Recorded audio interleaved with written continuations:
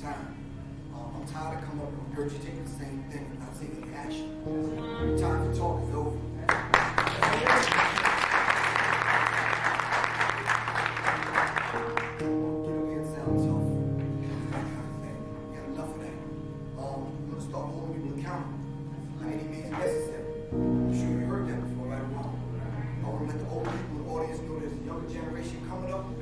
Take this madness. They're not listening to the preachers, and they ain't listening to your behind. You understand? There's something else is speaking to them. They're not going to church. They don't want to go to church. They're tired of the preacher being a pimp. You understand what I'm saying? I'm just speaking from the heart right now. I'm going to deal with these notes in a minute. But I think a lot of times it's better to speak from the heart than the head. You understand what I'm saying? They already got it planned on what they're going to say. And a lot of times it's not the time for that. We need to speak from the heart. I want to say this. Stand for this man's father. The man that you heard of. God, once we were brought, he was robbed of our names, robbed of our language, robbed of our culture, our God, and our religion. You understand what I'm saying? Dr. Colin, let's give this song out.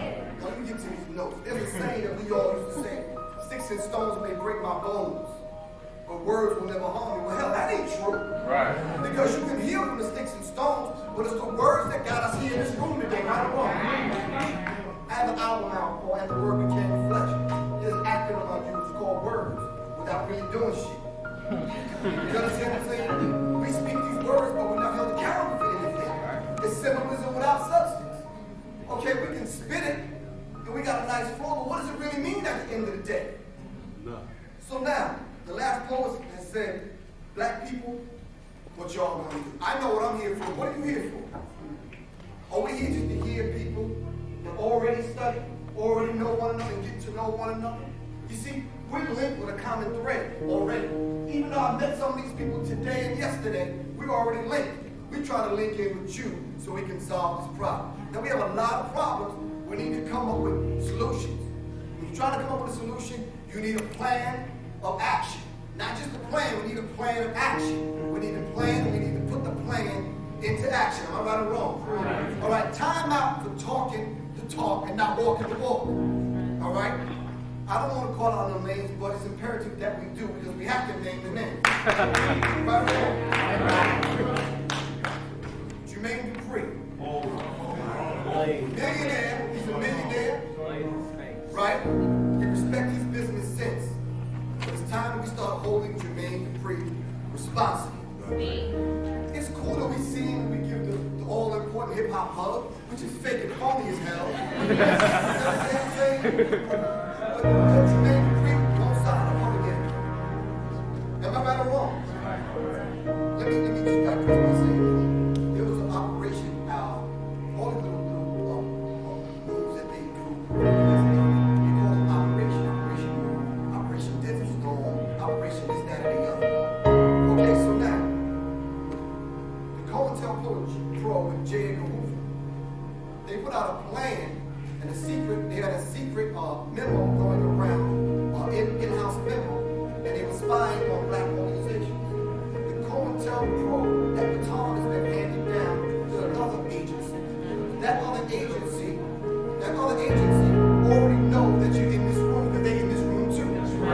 know that you're going to rise. They already see the next dead friends and the next public enemy coming.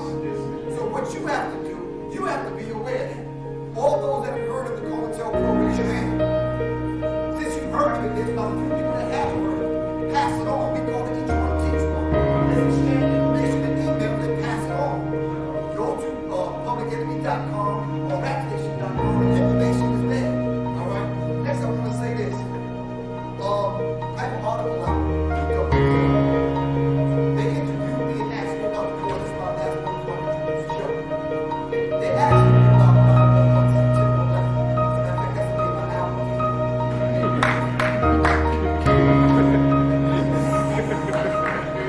Listen. So, the general was asking me, I guess he must have thought that I wasn't human and sensitive enough to feel for the firefighters and the innocent people that lost their lives. But I want to say this. In the article, I dealt with not only CIA covert operations that destabilized governments, I also dealt with a list of assassinations and assassination attempts on foreign soil. Listen, brothers and sisters, them buildings coming down in New York and that Pentagon and the bomb at the State Department, they're not talking about. And the plane that they shot down at Pennsylvania, they're not talking about.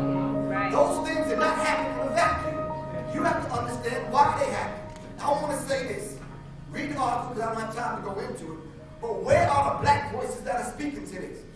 I heard Big Pun speak to this when Chuck, you was on Hot 97, the Radio 1 did Fat Joe, pardon me, that gave Radio 1 did an interview with 5 different states locked into this one interview on Radio 1 that Chuck had the privilege of walking out on, which is good. Fat Joe went to on a little binge on defending America's right. While they bomb here, check out the dichotomy. They're dropping food packets and dropping bombs at the same time. Does that not make sense? And like McKinney said, the cluster bombs are just like the food packets, which is sick, am I right or wrong? That's just one example. But which rappers are speaking to this? How many of you know that are speaking to this? We died in America every way imaginable. We fought in every damn war America fought in, and sometimes in a civil war against one another. When have we ever benefited from America? Hard time, nakedness, and out of doors, and we're beat down by the same police officers that we helped get in office. Am I right or wrong? I'm saying, look, time for the talk is over. In a few minutes, we ain't gonna be able to do this kind of talking because they're not gonna be able to give us this final hotel. Because when you start to do this kind of talking, they're going to label you as a terrorist and come pick your ass up.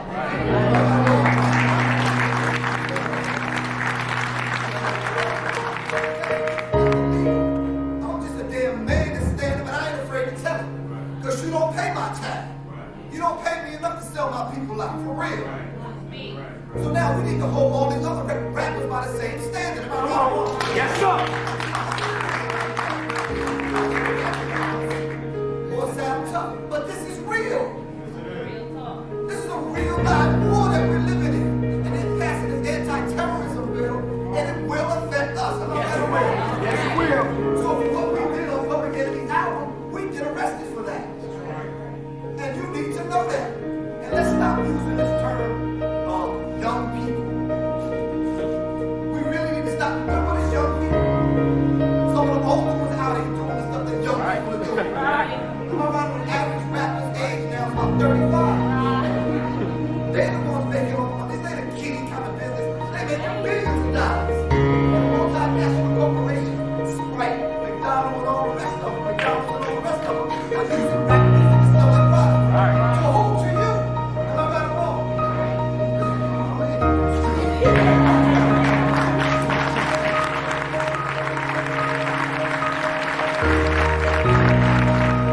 What is our common bond truly? Freedom. Freedom. Without freedom, you can't be a Christian no matter what denomination you belong to. You can't be a Buddhist. You can't own a donut shop. You can't drive from here to Oregon. You can't be an American because that's what it's all about, and that's the only thing that it's all about. Nothing else.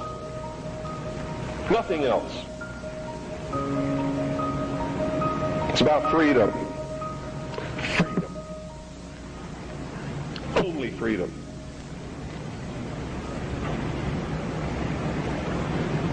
It means you have to let other people be free, even if they disagree with you. I had a tremendous admiration for the courage of those two communists who had the guts to walk up with their little communist sign and their communist flag. Two of them, young people, all alone in that sea of America, militia, uniformed patriots. And I saw people who wanted to kill them.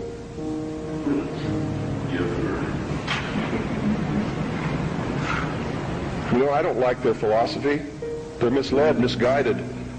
Communism is a terrible thing. But they had guts. And I had a great respect for them. And I believe in freedom. Which means there is no way in the world that we could have had that meeting on your State House grounds this morning unless they had the right to do what they did. Then you had better understand that. Because if you stop them from having their freedom to make their political statement, you have stopped yourself. You have stopped everyone. And that must never happen in this country. It must never happen in this country. Because if it does, there'll never be another congregation like this, and you'll never hear me speak again because I'll be dead. And so will most of you. This country's about freedom. Because only with freedom can you have all of the other things that everybody professes that they want. It's the only way it can be done. I hear all kinds of misconceptions and misstatements. I have the freedom of the press. No, you don't. No, you don't. The man who owns the press has the freedom of the press. And he can say in his press whatever he wants, but you can't. That's why I get angry with Americans when they say, the Jews control the press. Who sold it to them? How'd they get it?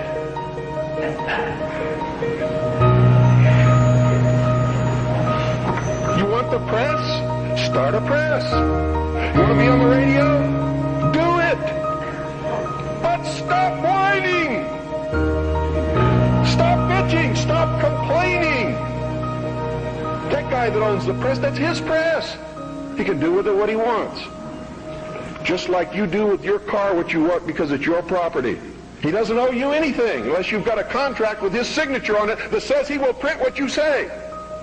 If you can't produce that, he doesn't owe you anything. That's America. And this is what I had to become aware of on my pilgrimage to Mecca. I could see then that there are many white people in this country who will side with the Negro in whatever he has to do to protect himself.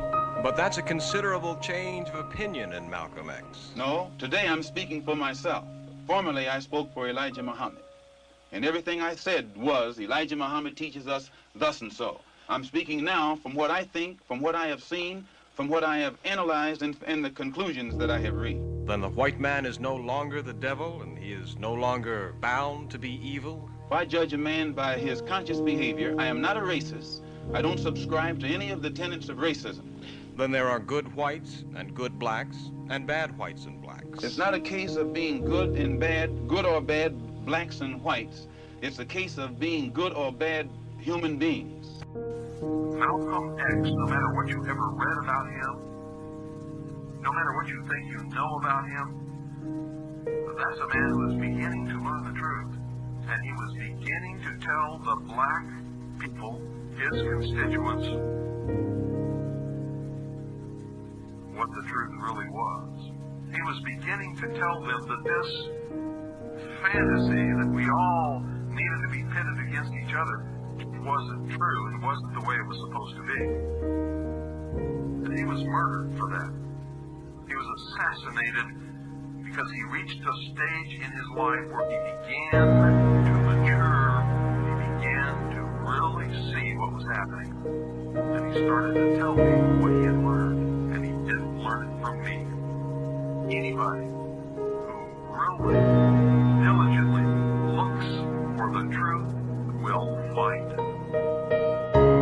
Do you feel that your message, apparent message of love that you brought back from Islam is the real reason they're after you, because you're not hating as hard as they want you to? Well, I never did hate anybody hard, but I do know that when I wrote that letter saying that there were white people in Mecca, it shook up a lot of Muslims, because most of the Muslims who follow Mr. Muhammad absolutely believed that it was impossible, physically impossible, I should say divinely impossible, for a white person to go to Mecca. And my trip there shattered that image, or that misconcept.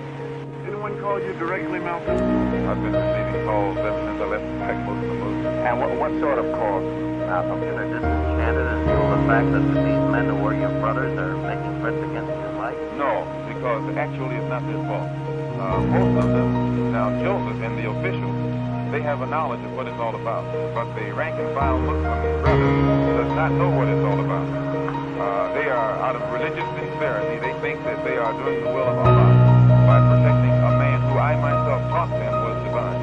So I don't in any way fault them. But those who are over them and give the orders, and actually the ultimate order comes from Elijah Muhammad himself. As long as I represented the Black Muslim movement as an example of morality, unity, and militancy, as long as I could do that, I represented it.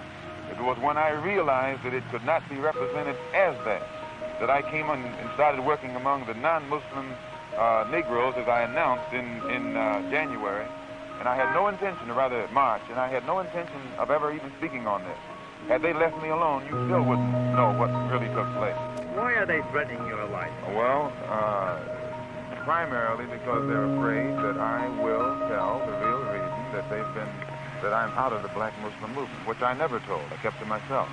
But the real reason is that Elijah Muhammad, the head of the movement, is the father of 8 children by 6 different teenage girls, 6 different teenage girls who were his private personal secretary. The one who first made me aware of this was Wallace Muhammad, Mr. Muhammad's son. And I had stated in a newspaper article about an effort to take my life back in January, and at that time the Muslims denied it. In fact, they tried to make it appear to my brother that I was insane. But on a program in Chicago called Hotline, that's moderated by Wesley South, Don Ali, the national secretary, admitted, I think it was Wednesday or Thursday, one of these days last week, that they absolutely were going to kill me. What would you take to protect yourself from this threat? I take no steps. I have a rifle. If anybody comes to my house without a good reason, I intend to try and use it, and that's all. right now? No, I don't worry. I tell you, I'm a man who believed that I died 20 years ago, and I live like a man who is dead already. I have no fear whatsoever of anybody or anything.